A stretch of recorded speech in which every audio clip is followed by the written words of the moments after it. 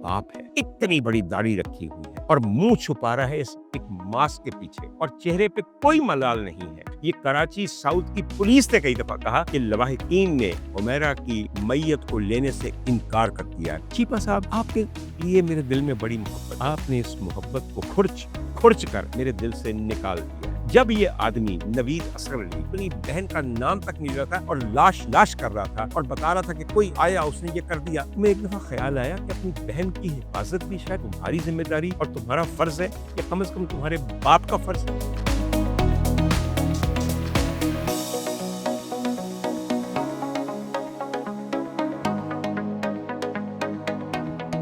ख़वातीन हज़रात, loud speaker लिए आज डॉक्टर उमर आदिल थोड़ा सा अपनी रूटीन के अलावा आपकी खिदमत में हाजिर है।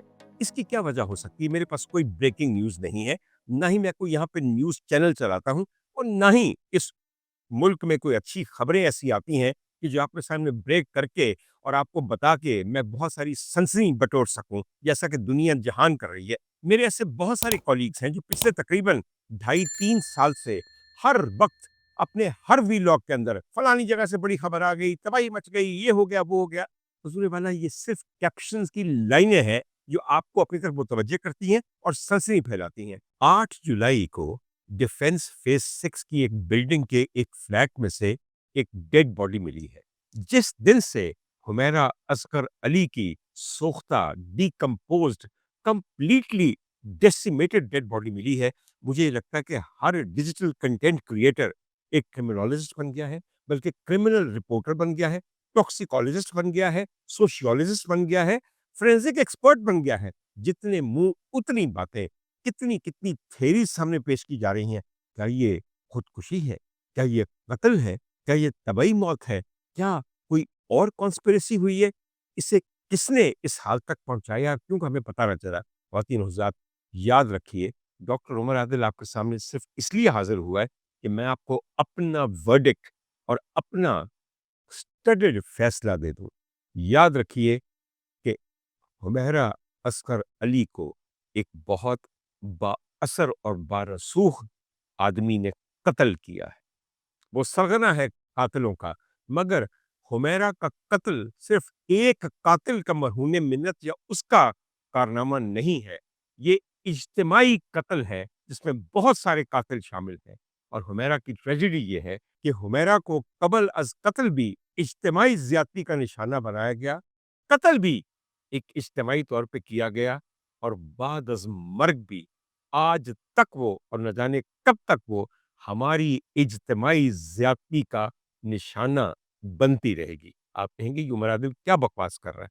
बताता हूँ क्या बकवास कर रहा है। आपके ख़्याल में एक तने-तनहा लड़की जो सिर्फ़ अपने ख़्वाब पूरे करना चाहती थी, जो अपनी ज़िंदगी को खुद जीना चाहती थी, अपनी मेहनत से शोहरत हासिल करना चाहती थी, जायज़ दौलत हासिल करना चाहती थी, उसका कसूर वाक़ई ये था, उसको किस-किस ने मिलके कत्ल नहीं किया?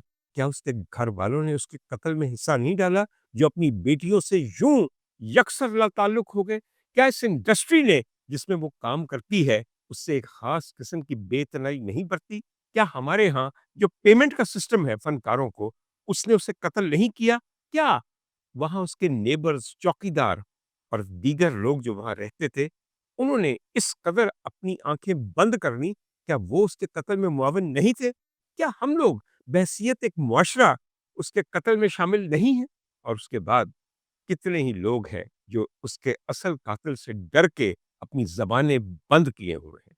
अरे, जो लोग ज़बान बंद कर लेते हैं, वो दरअसल गवाहियाँ बंद कर लेते हैं, और झूठी गवाही देना बहुत बुरी बात है, मगर गवाही ना देना उससे भी कहीं बड़ा गुनाह है। ख़वातीन हज़रात, जिस दिन से हुमैरा की मैयत मिली है, हम में से हर एक ने उस पे हर किस्म का इल्ज़ाम लगाया है। कभी ये कहा जाता है कि वो ड्रग्स करती थी, कभी कहा जाता है कि पार्टी एनिमल थी, कभी ये कहा जाता है कि किसी के साथ मामला था, किसी के बाप ने उसको रेप किया, और न जाने क्या-क्या। ख़वातीन हज़रात, जो कुछ भी किया, आपके पास सबूत कोई नहीं है, मगर आप लोग सब चढ़ दौड़े हैं उसकी लाश की इज्तिमाई बेहुरमती करने के लिए। ख़वातीन हज़रात, ये मेरी बातें अब थोड़ी-सी आपको बुरी लगेंगी, मगर खुदा का वास्ता है, सब चीज़ों को भुला के जो कातिल की तलाश कर रहे हैं ना, ये कातिल कभी नहीं मिलना। वो बेइंतहा ज़ीरक कातिल था, بہت سارے لوگ تو جو ہمیرا کے ساتھ بالکل آخری دنوں میں ان کانٹیکٹ تھے وہ یہ ملک چھوڑ کے جا چکے ہیں۔ اگر وہ ملک چھوڑ کے جا چکے ہیں تو اس کی وجہ بھی آپ کو سمجھ آئے گی۔ اور پھر قربان جائیے ہمارے اداروں پہ کہ جنہوں نے تحقیقات کرنی ہے اس قتل کی۔ میں تحقیقات کے بارے میں ایک آدھ بات خود بھی جانتا ہوں کیونکہ میں بھی آپ کے وفاقی ادارہ تحقیقات جسے آپ ایف آئی اے کہتے ہیں اس کا شکار ہو چکا ہوں۔ آپ کو خواتین حضرات سے بتاؤں کہ جو آپ کا یہ فیڈرل انویسٹیگیشن ایجنسی ہے اس کی تحقیق ہوتی کیا ہے؟ ہوتی ہی نہیں ہے۔ ایک نام دیا جاتا ہے کہ اس شخص کو ہر قیمت پہ پکڑ کے بغیر کسی اریسٹ وارنٹ کے، بغیر کسی ایف آئی آر کے، بغیر کسی چیز کے، بغیر کسی تحقیق کے اپنے عقوبت خانوں کے اندر دھوس دو اور اس کے بعد اس کو جیل پہنچا دو۔ میں خود اس کا شکار ہوں۔ میں آپ کو ایک دن بتاؤں گا کہ مجھ پہ لگائے گئے الزامات کی تحقیق کس نے کی اور کیوں نہیں کی، اور اس کے بعد مجھے گرفتار پہلے کیا گیا اور اس کے 2 دن کے بعد مجھ پہ ایف آئی آر بلا سوچے سمجھے، بلکہ بہت سوچ سمجھ کے آپ سے مشورہ کر کے پھر دسو کیڑی کیڑی پا دئیے وچ سیکشن کیڑا کیڑا دفعہ لا دئیے۔ خدا کی قسم لاہور ہائی کورٹ نہ ہوتا اور جج علی ضیاء باجوہ صاحب نہ ہوتے جنہوں نے اٹھا کر ایف آئی اے کے منہ پہ ماری میری ایف آئی آر اور کہا کہ کیا یہ تمام دفعات لگتی ہیں۔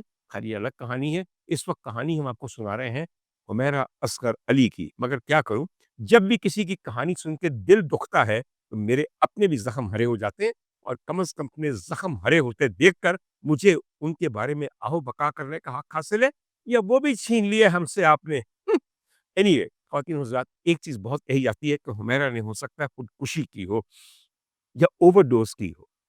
ہاں بالکل کی ہو سکتی ہے، مگر کیا کچھ شواہد ملے ہیں آپ کو؟ کیا کوئی شیشی خالی ایسی تھی جب پتے ایسے تھے وہاں دوائیوں کے جسے کھا کے حمیرہ نے اوور ڈوز کیا ہو؟ اور اب آپ کہتے ہیں کہ نہیں، جب اس کا پوسٹ مارٹم کیا گیا ہے، اور پوسٹ مارٹم بھی کیا ہے، 10 مہینے پرانی لاش جو ایک مرطوب اور انتہائی گرم شہر کے ایک فلیٹ پہ پڑی رہی، اس کا کیا بچا؟ یقین کیجئے چاٹ گئے کیڑے اور آپ کے اپنے بیکٹیریا اس سے۔ ہمارے ہاں جب اوور ڈوز کی جاتی ہے تو ایک بات میں آپ کو بتاتا ہوں کہ پوسٹ مارٹم میں ہوتا کیا ہے۔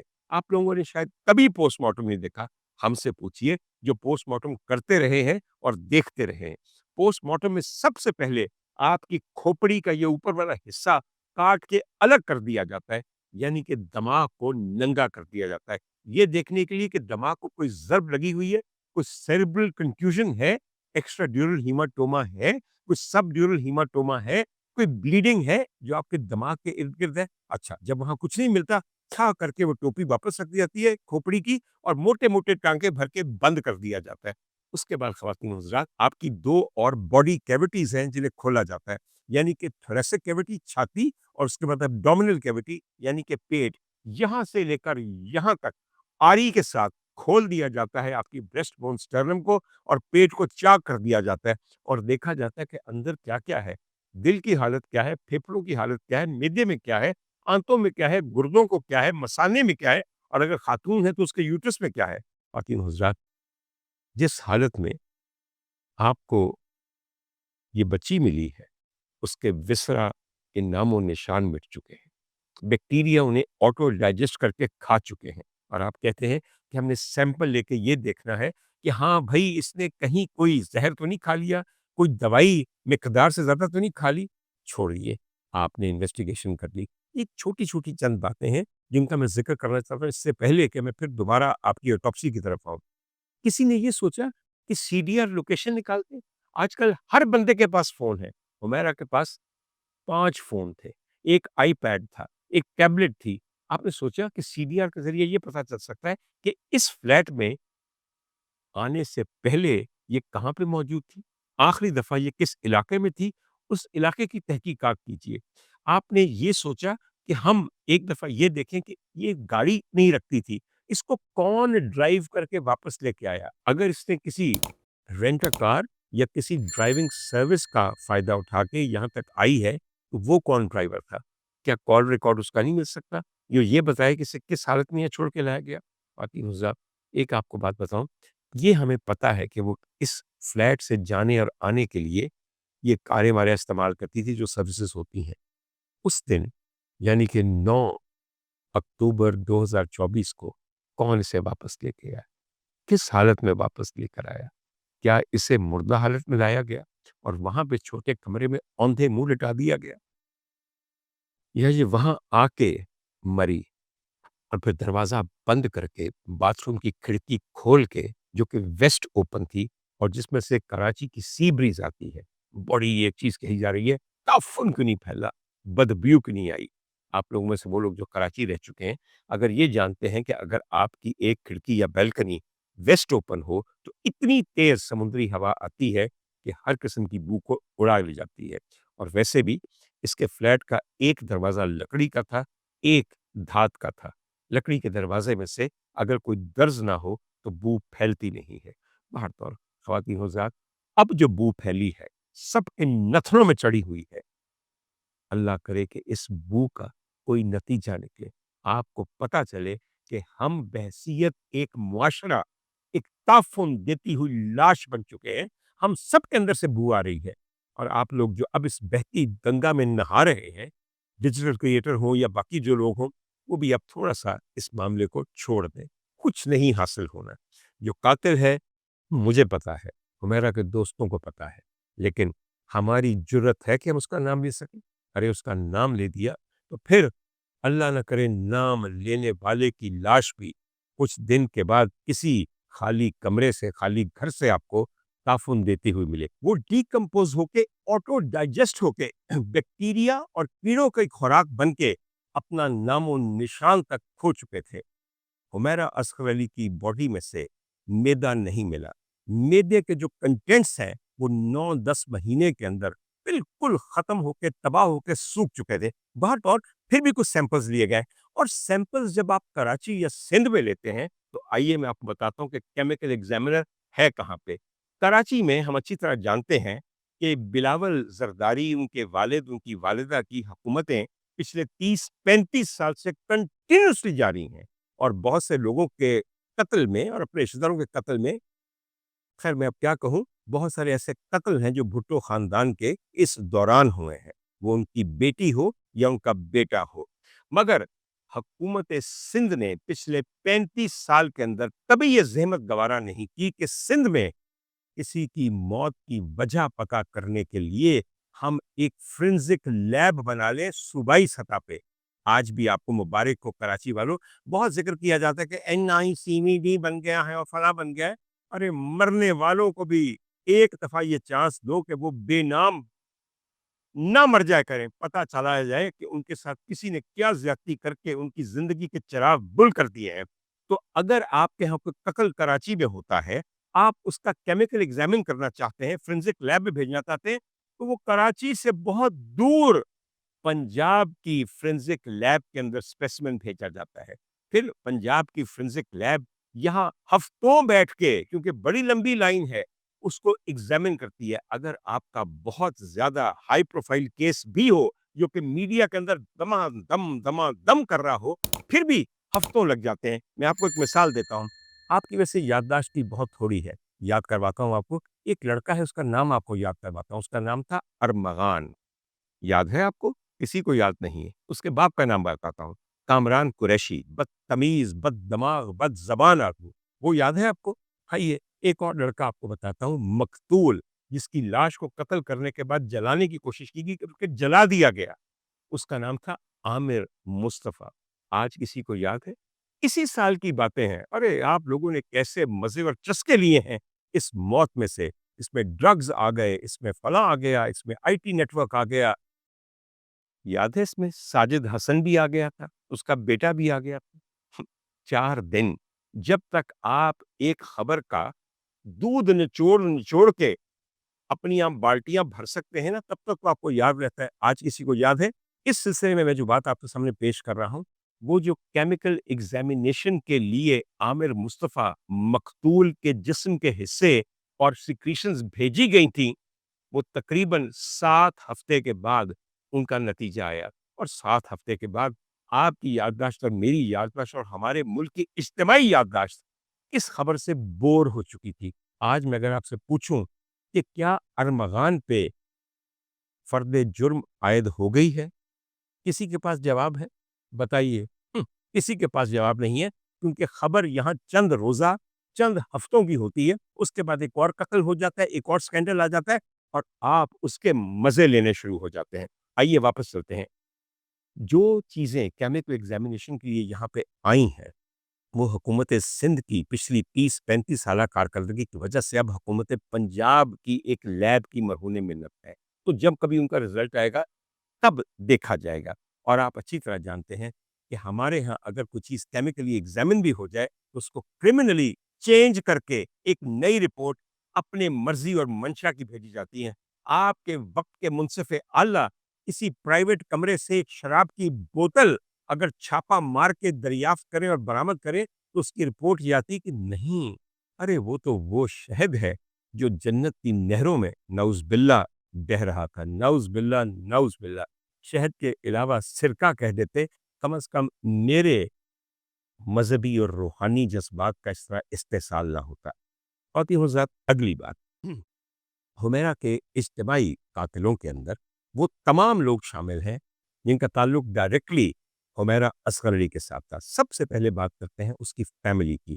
جیسے جیسے واقعہ آگے بڑھ رہا ہے، ہر روز ہمیں یہ پتہ چل رہا ہے کہ کس قدر ڈس فنکشنل فیملی تھی، اور اس بیچاری نے اپنے اہل خانہ کے ہاتھوں کیسی کیسی تکلیفیں اٹھائی ہوئی ہیں۔ خواتین حضرات، صرف چھوٹی سی بات اس میں یاد رکھیے گا، مجھے کسی کی فیملی یا خاندانی مسائل میں نہیں الجھنا، خدا تعالیٰ ہر ایک کا پردہ رکھے، مگر میں سوچتا ہوں کیا باپ ہے، اتنی بڑی داڑھی رکھی ہوئی ہے اور منہ چھپا رہا ہے اس ایک ماسک کے پیچھے، اور چہرے پہ کوئی ملال نہیں ہے، اور بار بار جھوٹ بول رہا ہے۔ ڈاکٹر صاحب، فوج سے آپ کا تعلق ہے، طب سے آپ کا سنا تعلق ہے، یا شاید اسی وجہ سے آپ کو شرم نہیں آتی جھوٹ بولتے ہوئے، وہ بھی اپنی بیٹی کی سوختہ میت کے اوپر، کہ نہیں بھی ابھی تو میڈیسن ہونا تھا تو ہم نے کب کہا کہ ہم اسے لاش نہیں چاہتے؟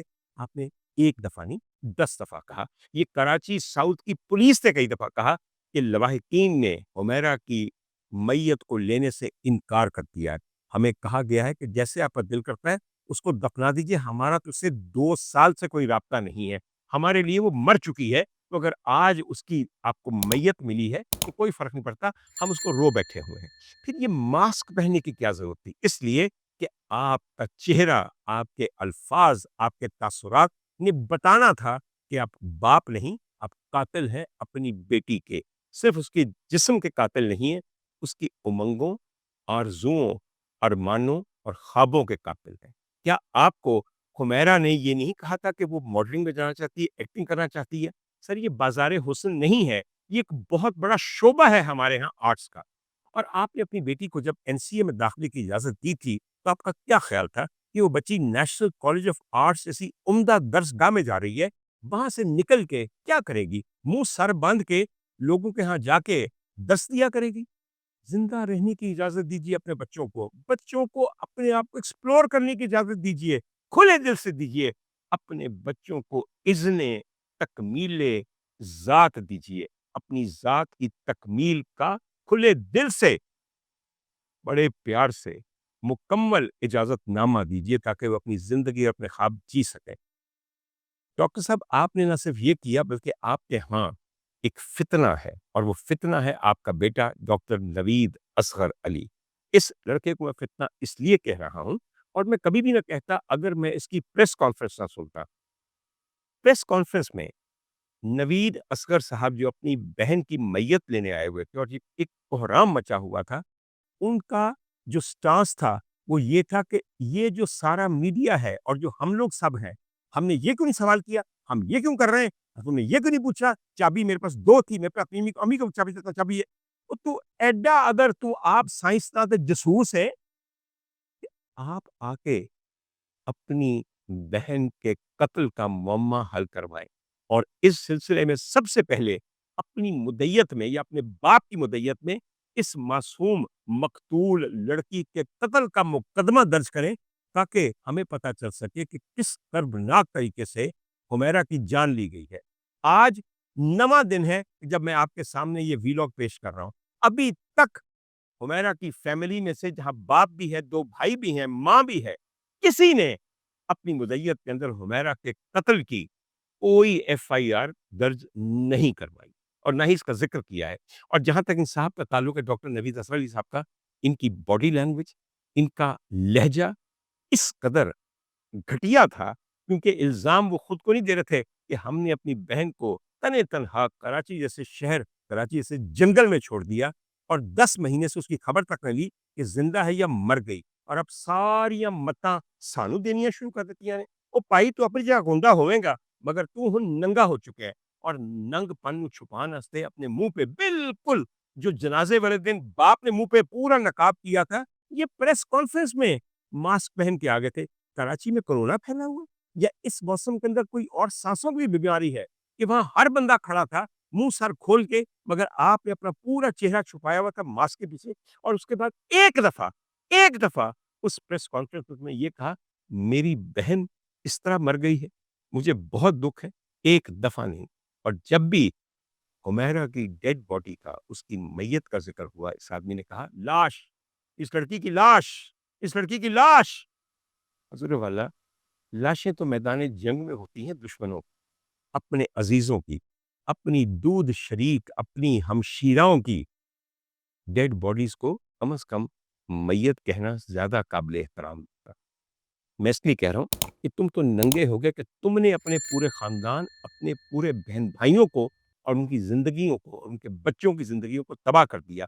ثبوت میں بتاتا ہوں، تمہارا بڑا بھائی ہے سہیل اصغر، اس کو کون ٹیکے لگا رہا ہے؟ اس کو کس نے مفلوج کر کے رکھ دیا ذہنی طور پہ؟ وہ کچھ نہیں کر سکتا۔ اس کا اپنا انٹرویو ہر جگہ گردش کر رہا ہے کہ یہ آدمی مجھے ایسی دوائیاں دیتا ہے جس کے بعد میں سوائے خوار ہوتا ہوں، بے ہوش ہو جاتا ہوں، سو جاتا ہوں، کچھ نہیں کر سکتا۔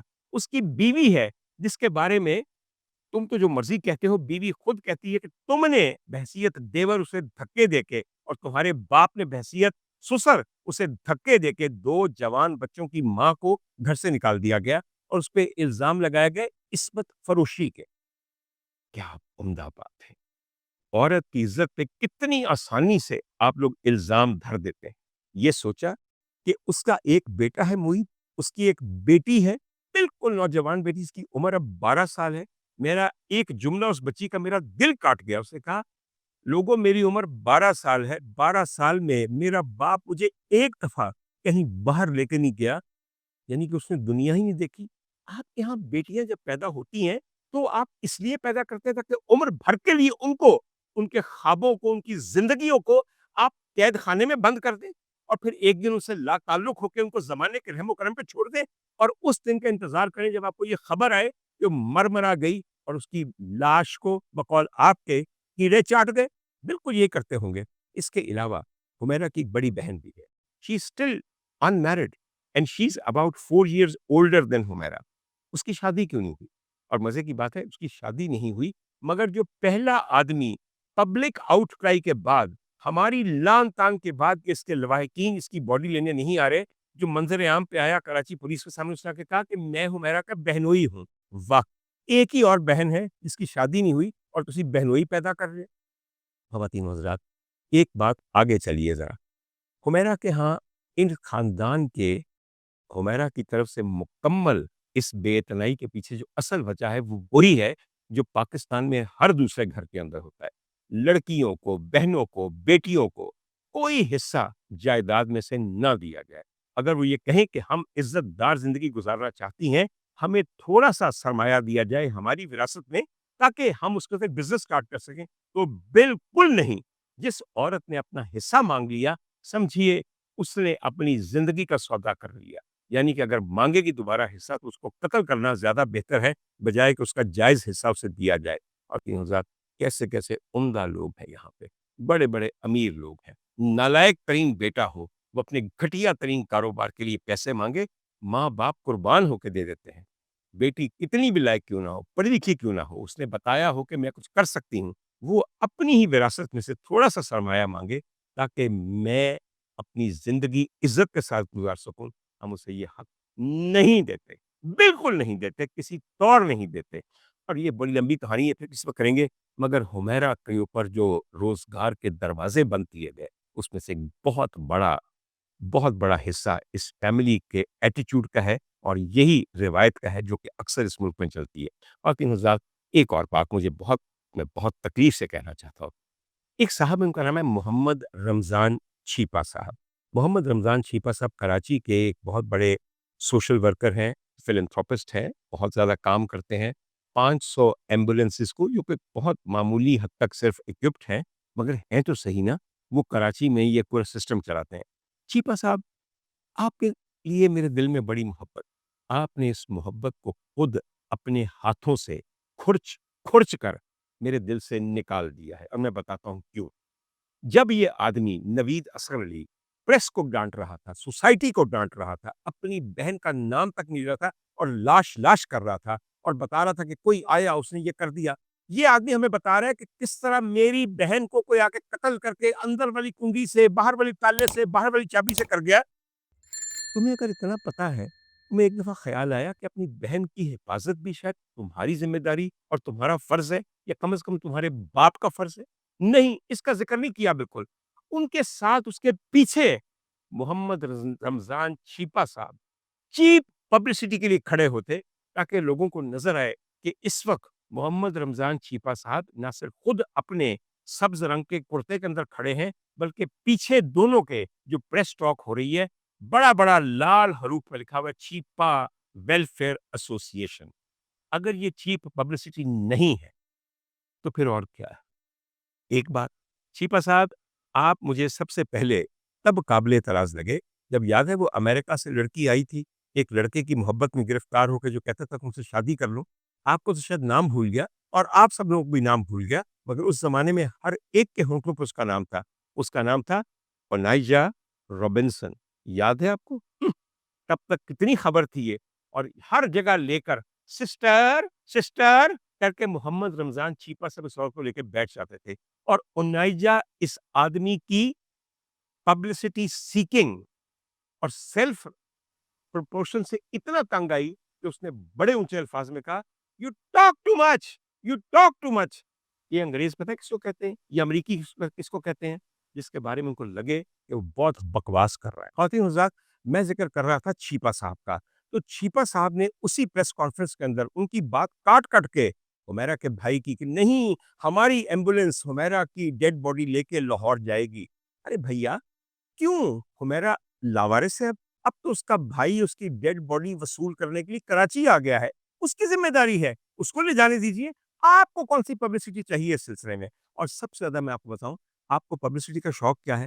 کسی بھی ایک مخصوص رمضان ٹرانسمیشن کے اندر آپ پورا رمضان بیٹھے رہتے ہیں. آپ بہت نیک کام کرتے ہوں گے چھیپا صاحب, مگر نیکی کی اتنی تشہیر, نیکی کا اتنا زیادہ ایک پورے کا پورا نمائش کا کرنی. مجھے صرف پتا ہے کہ اس سیٹ کے اوپر بگلے بھی ہوتے ہیں, کچھ مور ہرن بھی ہوتے ہیں, شاید پیچھے ایک اونٹ بھی پھر رہا ہوتا ہے, 2-3 ہوسٹ بھی ہوتے ہیں, اور ایک بچے بھی ہوتے ہیں جن کی معصومیت بیچی جا رہی ہوتی ہے. پیچھے تو دیکھو, اور پیچھے جب دیکھتے ہیں ہم تو وہاں آپ بیٹھے ہوتے ہیں. خدا کے لیے کچھ خیال کیجئے چھیپا صاحب, تھوڑا سا خود نمائی کو کم کیجئے. اور مجھے اچھی طرح یاد ہے کہ اونائجا کے سلسلے میں بھی آپ نے کوئی بہت زیادہ عزت نہیں کمائی تھی. بات اور خواتین حضرات, آئیے ہم پھر آگے چلتے ہیں.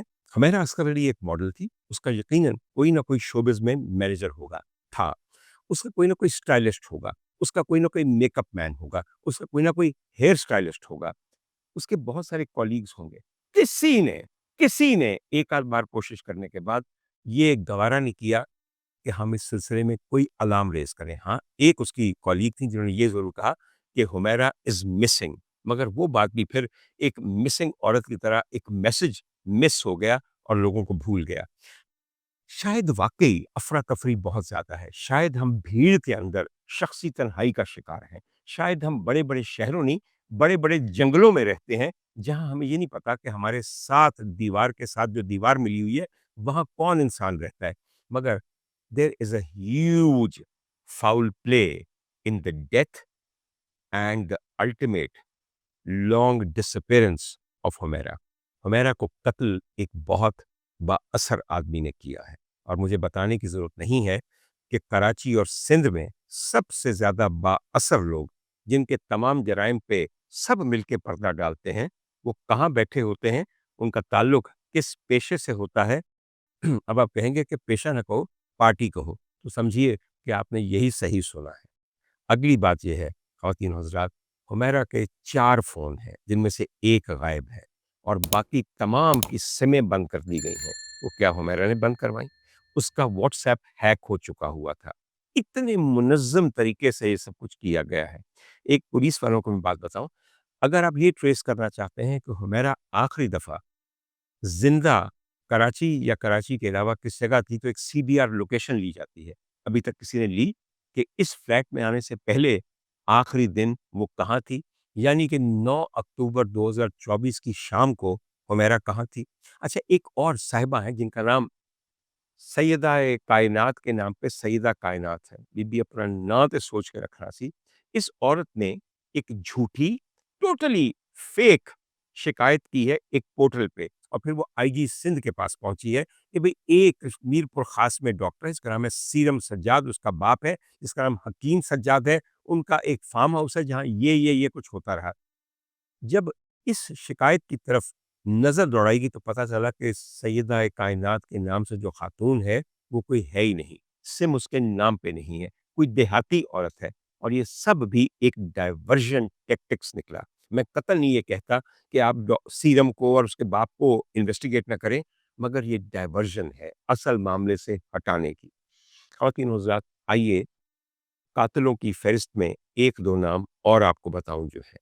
قاتلوں کی فہرست میں جو ایک دو نام اور ہے وہ ہماری انڈسٹری کے، فیشن انڈسٹری کے پے ماسٹر ہے.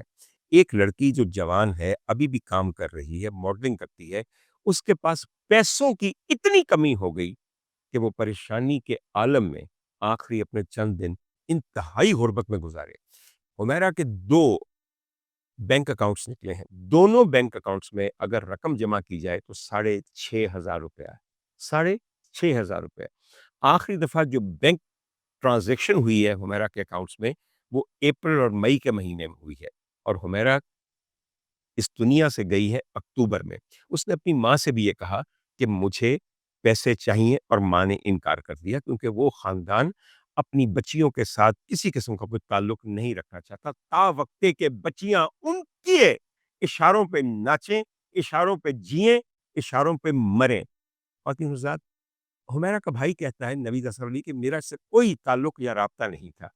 وہ 5 نمبر جن کے ساتھ آخری دفعہ ہمیرا نے اپنے موبائل فون کے ساتھ رابطہ کیا، ان میں سے ایک نمبر ہمیرا کے بھائی کا ہے.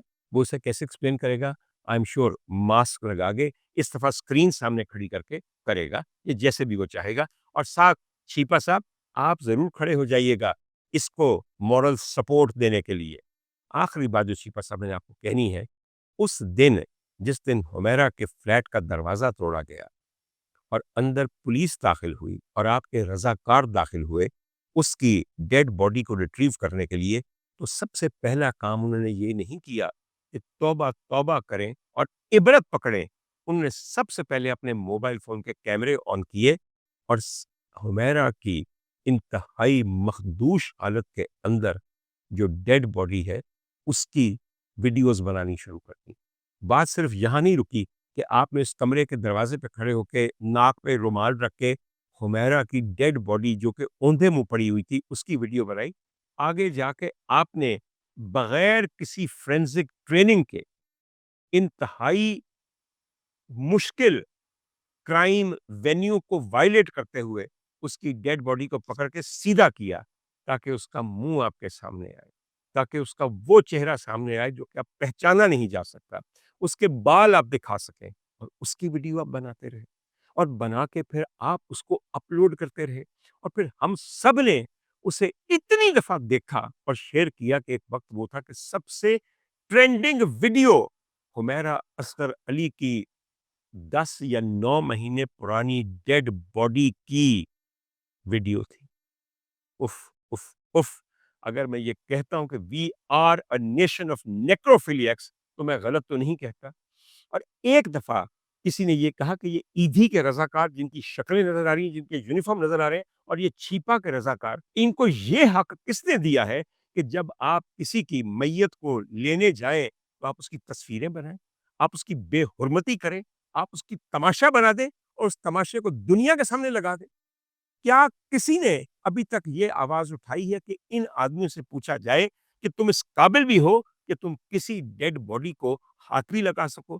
وہاں اگر کوئی انسان کا بچہ ہوتا، اور چھیپا صاحب اگر آپ کے رضاکار انسان کے بچے ہوتے تو توبہ توبہ کرتے اور کہتے کہ یا اللہ ابھی تک سنا تھا کہ انسان کی اوقات اتنی ہے کہ بعد میں وہ کیڑوں کا ذخیرہ خوراک بن جاتا ہے، اسے چاٹ جاتے ہیں کیڑے، یہ بدن، یہ جسم، یہ رنگ، یہ ہڈیاں، یہ گوشت پوشت ہم نے آج اپنی آنکھوں سے دیکھ لیا۔ پروردگار توبہ توبہ توبہ! نہیں، وہ تو حمیرہ کی ویڈیوز بنا رہے تھے۔ آپ لوگوں نے بھی یہ ویڈیوز دیکھی ہوں گی۔ میں تھرا گیا تھا اس ویڈیو کو دیکھ کے۔ آپ کو بتاؤں کیوں تھرا گیا تھا؟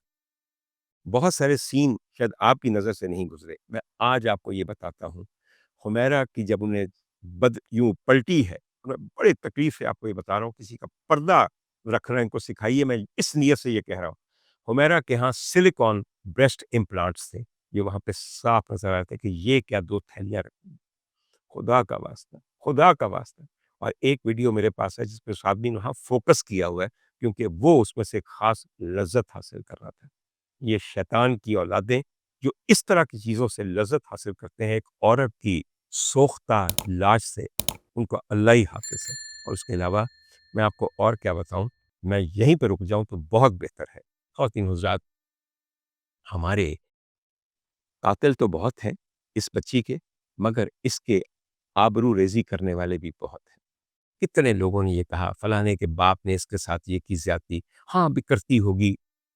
حضور والا، اس معاشرے میں اگر ایک لڑکی اکیلی رہے تو کیا آپ اس کو اپنی عزت محفوظ رکھنے کا حق دیتے ہیں؟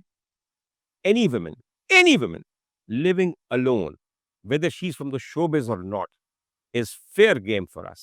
وہ یقیناً گھٹیا، آوارہ، سیکس ورکر ہوگی، پیسے لے کے اپنی عزت بیچتی ہوگی۔ ایک بات ڈاکٹر مرادل کا جملہ یاد رکھیے، ہمارے معاشرے کے اندر، ہمارے بڑے شہروں میں یا چھوٹے شہروں میں بھی، اگر کوئی لڑکی یا عورت اکیلے رہتی ہے کسی بھی وجہ سے، تو جلد یا بدیر لوگ اس کو مجبور کر دیتے ہیں عصمت فروشی پہ، یا وہ مائل ہو جاتی ہے عصمت فروشی پہ۔ اس لیے کہ جب عورتوں کو حقوق نہیں ملتے، ان کی جائز وراثت نہیں ملتی، ان کو صحیح پیسہ کمانے کا موقع نہیں ملتا، تو پھر بھوک کے ہاتھوں تنگ آ کے عورت کرے گی کیا، اور آدمی اس کو آفر کیا کرے گا۔ مجھے اچھی طرح یاد ہے کہ ایک خاتون کو میں نے ایک دفعہ یہ بہت پہلے سمجھایا تھا کہ بی بی تو اے بھی کر سکتی سے، تو اے بھی کر سکتی سے، تو اے کام کیوں شروع کیتا؟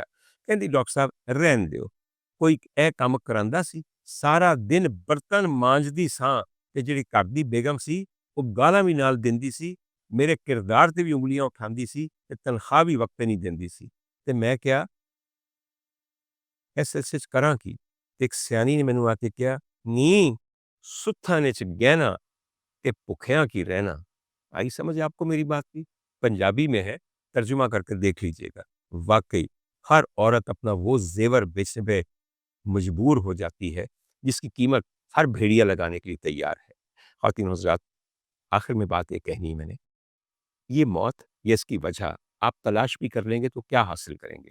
اس بے وقت موت میں سے کچھ سبق سیکھیے۔ خدا کے لیے یہ سوچئے کہ ہم نے اپنے رویے کیسے تبدیل کر رہے ہیں تاکہ خواتین کے ساتھ یہ زیادتیاں نہ ہوں۔